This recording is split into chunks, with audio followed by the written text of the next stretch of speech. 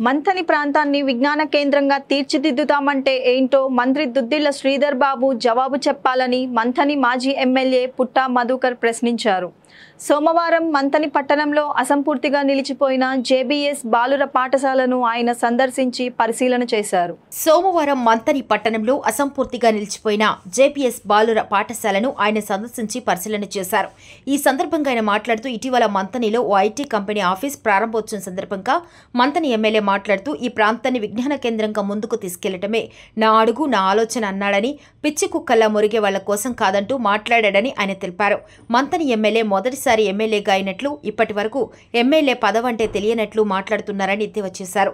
మంథని నియోజకవర్గంలో దాదాపు 80,000 మంది చైతన్యవంతులయ్యారని, అందులో 72,000 మంది తనకు ఓట్లు వేయగా బీజేపీ, బీఎస్పీలకు మిగతా వాళ్ళు ఓట్లు వేశారనే విషయాన్ని గుర్తించాలన్నారు. చదువుకునేటువంటి కేంద్రాలు ఏవైతే ఉంటాయో అవి ప్రాథమిక విద్యాలయాలు, కాలేజీలు, ఈ స్కూల్స్లలో ఈ మంథని బిడ్డలు 100కు 100% చదువుతారు. నీ జేఎన్టీయూ కాలేజీలో మంథని బిడ్డలు ఉంటారు. అక్కడ రాష్ట్రం అంతా కౌన్సిలింగ్ అయితే ఎక్కడెక్కడో పిల్లలు వచ్చి చదువుకుంటారు. దానికి మంథని పిల్లలకి ఏమాత్రం ఉపయోగం లేదు. జేఎన్టీయూ కాలేజ్, ఐటీయూ కాలేజ్ కూడా ఏమాత్రం ఉపయోగం లేదు. దానికి ఏమైనా మంథని కోటా ఉందా? జేఎన్టీయూ కాలేజీల్లో, ఐటీఐ కాలేజీలలో మంథని విద్యార్థులకు ఏమైనా కోటా ఉంటుందా? జ్ఞానం లేకుండా మాట్లాడుతావు. నేనే జ్ఞానవంతుని అనుకుంటావు. నువ్వు పిచ్చి కుక్కల్లాగా పిచ్చి కుక్కలని మాట్లాడుతున్నావు. నువ్వు ఎవరు పిచ్చి కుక్కలు అవుతారు? చదువుకొని ఇప్పటి వరకు ఈ పాఠశాలను ప్రారంభించకుండా నువ్వు మంత్రి అయి 17 నెలలు గడిచినా ఇప్పటి వరకు దీన్ని అందుబాటులోకి తీసుకురాలేదు. ఎవరైతారు పిచ్చి కుక్కలు? ఒకసారి జవాబు చెప్పు ఈ సమాజానికి. ఎవరికి అర్థం కాదని నువ్వు మాట్లాడుతున్నావు. స్టేజీలకి ఏది పడుతుందే ఒర్రుతున్నావు. ఒర్రుడు కాదు, పని చేయి. 17 నెలలైంది నీకు మంత్రి పదవి వచ్చి. ఇవాళే మొదటిసారి నువ్వు మంత్రివి కాదు, 3వ మంత్రి పదవి నీకు చేతిలోకి ఇస్తే ప్రజలు ఏం చేస్తున్నావు నువ్వు? మంత్రిని నడుబెట్టులో ఉన్నది జేబీఎస్ స్కూల్. ఇంకా గ్రామీణ ప్రాంతాల్లో పరిస్థితి ఏ విధంగా ఉన్నదో ఈ సమాజం అర్థం చేసుకోవాలి. 2 సంవత్సరాలు 2 అకాడమిక్ ఇయర్లో కూడా నువ్వు దీన్ని అందుబాటులోకి తీసుకురాలేదంటే నువ్వు ఇంకేం విజ్ఞాన కేంద్రంగా తయారు చేస్తావు? ఇంకా గొప్పలు చెప్తున్నావు. ఇది అన్నాడు విజ్ఞాన కేంద్రంగా తయారు చేస్తారట. బుద్ధి ఉందా? జ్ఞానం ఉందా? మంథని పట్టణంలో ఉన్న జేబీఎస్ స్కూల్ ఇప్పటి వరకు ఒక బాత్రూమ్ కట్టి కలర్లు వేసి ఈ కాంపౌండ్ వాల్ బట్టి వీళ్ళని ఇక్కడికి సౌకర్యాలు కల్పించలేదు. కనుక మంథని ఎమ్మెల్యే ఇప్పటికైనా గమనించు. ఏదైతే నువ్వు ఎవరితోటో ఒర్రిపిచ్చి, ఎవరితోటో మాట్లాడిపించి, నేనే ఇదే విధంగా పైసలు నోట్ల సంచులు పట్టుకొని వచ్చి గెలుస్తా అనుకుంటున్నావు కదా, ఎప్పటికి పనిచేయే డబ్బులు. ఈసారి నువ్వు 5,000 ఇస్తావని ప్రజలు అనుకుంటా ఉన్నారు. నువ్వు 5 కాదు కదా, నువ్వు 50,000 ఓటుకి ఇచ్చినా నీకు ఓటు వేయరు. వేయకుండా ప్రయత్నం చేస్తాం మేము.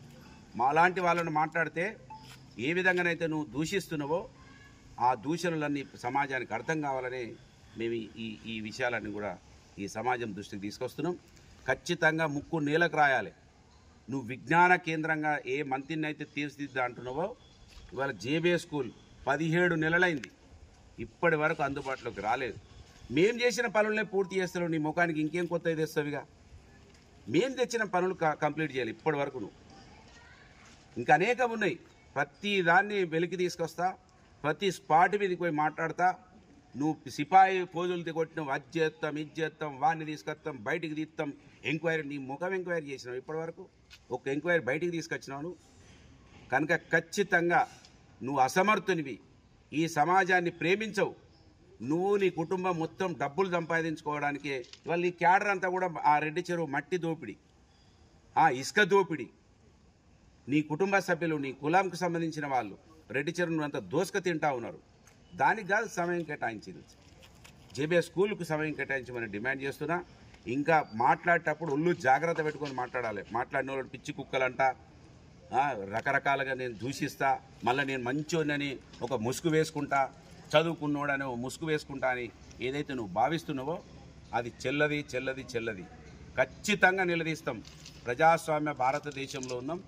ఈ భారతదేశంలో మా హక్కును ఖచ్చితంగా మేము అడుగుతాం. మా సమాజం కోసం అడుగుతాం. అది గమనించాలని మంత్రి ఎమ్మెల్యే డిమాండ్